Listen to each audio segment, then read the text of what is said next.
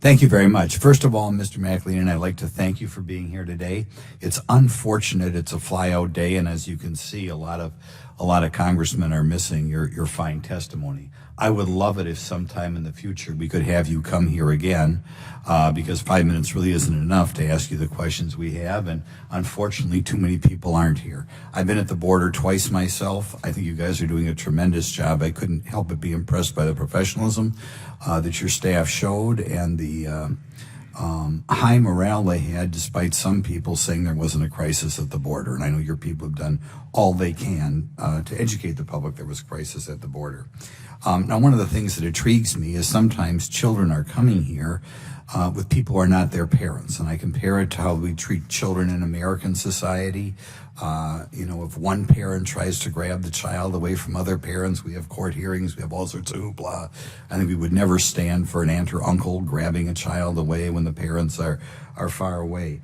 Could you elaborate a little bit on the concern of children being here who somebody purports to say is their parent but turns out isn't a parent or relative? Is this a concern? It's a concern, obviously, for the safety and welfare of the child to make sure they're with a parent or guardian, but it's also the legal requirement under the Trafficking Victims Reauthorization Protection Act. Protection Reauthorization Act.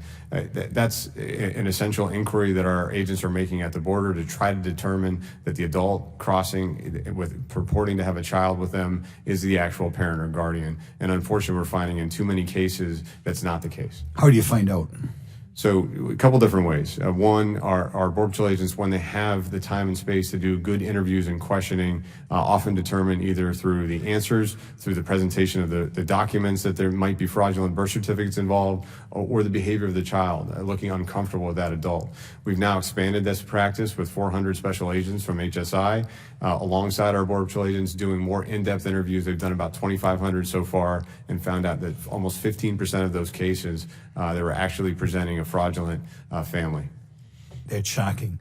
Do the cartels, who are just the epitome of evil, do they do anything to encourage this sort of behavior? Absolutely. They've been active in advertising, literally on Facebook and in the radio in Central America, that if you bring a child with you, you're going to be released in the U.S. And there's a whole fake document operation, and really in all three countries, we've identified 900 fake documents in just the first 8 weeks of Homeland Security investigations doing this in-depth interview. When children come here, are they purchased or kidnapped? We've seen all of the above. We've seen rentals, purchase, kidnap, delivery to a relative or parent in the U.S., and outright human trafficking.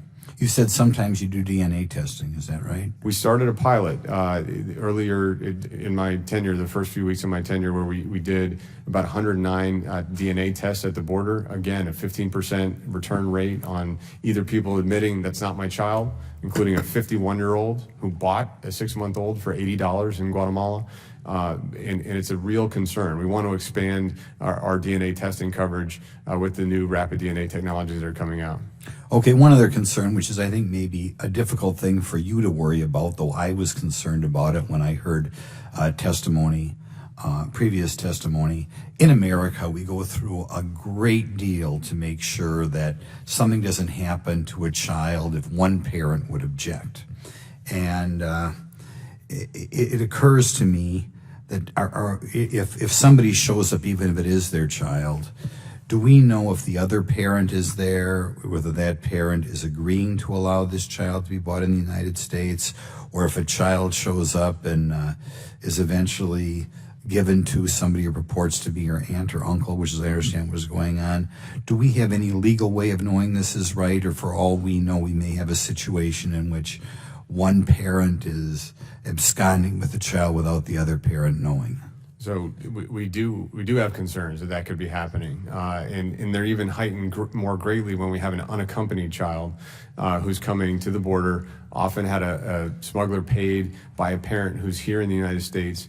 I don't think most people realize that most of these unaccompanied children are being released to parents or relatives in the U.S. who are also here unlawfully, who may not have permission to work in the United States, and yet these children are being released to sponsors in the U.S. under the operation of law and restrictions been placed by Congress in the current appropriations and supplemental. And the default is to allow them in the country, even though maybe another parent somewhere somewhere else would have wanted that child to stay with them?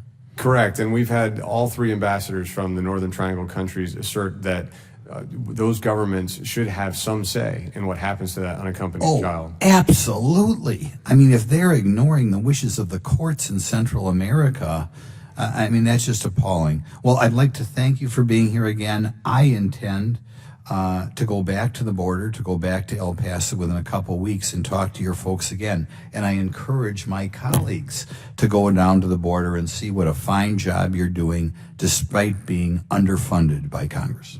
You'll see a dramatic improvement in the situation in El Paso from 5,000 in custody to 500 today.